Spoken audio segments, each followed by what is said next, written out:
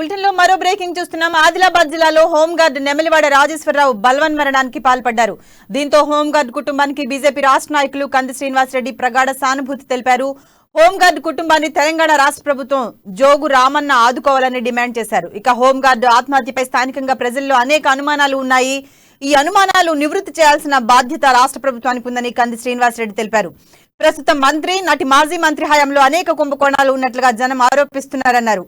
జోగురామన్న కుంభకోణాలు, వసూళ్ల పర్వాలు లేక పలువురు బాధితులు ఆత్మహత్యలు చేసుకుంటున్నట్లు జనాల్లో చర్చ జరుగుతోంది. ఇక ఎలాంటి ఇబ్బందులున్నా ఎవరు నమ్మించి మోసం చేసినా ధైర్యంగా పోరాడాలని కంది శ్రీనివాసరెడ్డి పిలుపునిచ్చారు. నాటి ఘటనలపై న్యాయ విచారణ జరిపించాలని కంది శ్రీనివాసరెడ్డి డిమాండ్ చేశారు. న్యాయ విచారణలో నిజాలు నిగ్గు తేల్తాయని బీజేపీ రాష్ట్ర నాయకులు కంది శ్రీనివాసరెడ్డి పేర్కొన్నారు. జిల్లా పరిధిలో అటవీ శాఖలో ఉద్యోగాలు ఇప్పిస్తామని చెప్పి నిరుద్యోగులను మోసం చేసినట్లు అనేక ఆరోపణలు ఉన్నట్లుగా కూడా ప్రచారం జరుగుతోంది. ఉద్యోగాల పేరుతో అమాయకుల నుంచి పెద్ద ఎత్తున డబ్బులు వసూలు చేసినట్లు ఆరోపణలు వస్తున్నాయి. ప్రజలెవరూ అధైర్యపడవద్దని, ఆదిలాబాద్ ను మంచిగా చేసుకుందామని, కలిసికట్టుగా దుర్మార్గాలపై పోరాడదామని కంది శ్రీనివాసరెడ్డి పిలుపునిచ్చారు.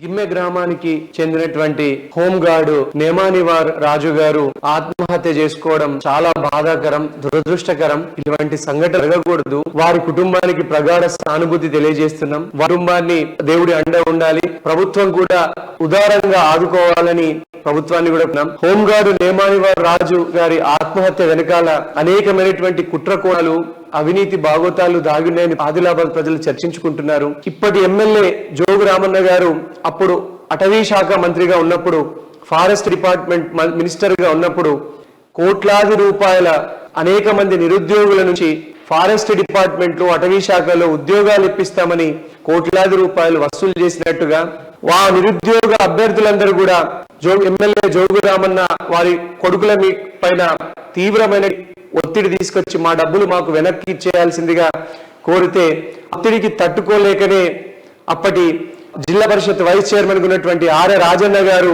ఆ ఒత్తిడికి తట్టుకోలేకనే గుండెపోటుతో చనిపోయారని ప్రజలంతా చర్చించుకుంటున్నారు. అలాగే ఇప్పుడు హోంగార్డ్ రాజు గారిది కూడా ముమ్మాటికి ప్రభుత్వ హత్య.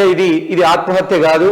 నిరుద్యోగ అభ్యర్థులందరూ కూడా మా డబ్బులు మాకు తిరిగి వెనక్కి ఇచ్చేయమని అడగడం వల్లనే హోంగార్డ్ రాజు గారు ఆత్మహత్య చేసుకున్నాడనేది ఆదిలాబాద్ ప్రజలందరూ చర్చించుకుంటున్నారు.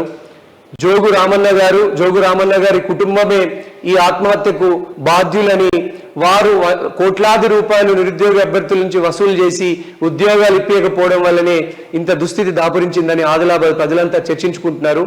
ఇందులో ఉన్నటువంటి కుట్రలన్నీ, ఇందులో నిజమైనటువంటి నిందితులు ఎవరు, ఇందులో దాగినటువంటి కుట్ర కోణాలన్నింటినీ ఛేదించడానికి ప్రత్యేకమైన దర్యాప్తు బృందం సిట్, స్పెషల్ ఇన్వెస్టిగేషన్ టీంతో విచారణ జరిపినప్పుడే, లేదా సిట్టింగ్ జడ్జితో విచారణ జరిపినప్పుడు మాత్రమే ఈ నిజాలు బయటపడేటువంటి అవకాశం ఉన్నది.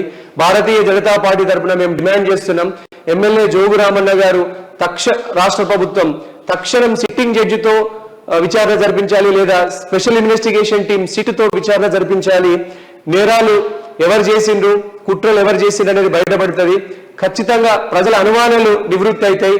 లేదంటే జోగు రామన్న గారు ఈ విషయం నిజమైతే గనక ప్రజలందరికీ క్షమాపణ చెప్పి ఆయన పదవికి రాజీనామా చేసి ప్రజలందరికీ క్షమాపణ కోరాలి.